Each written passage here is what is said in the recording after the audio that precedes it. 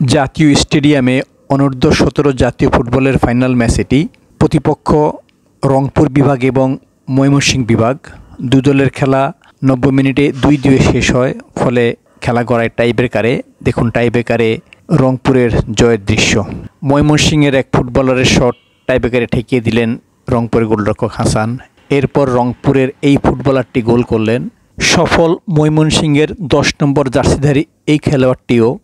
এটি ছিল রংপুরের উইনিং শট। গোলরক্ষক হাসান নিজে আসলেন শট নেওয়ার জন্য। তিনি গোল করলেই দল জিতত, কিন্তু তার শট বাইরে যাওয়ায় তিনি এভাবে আফসোসে পড়েন তার শট নেওয়া শেষে।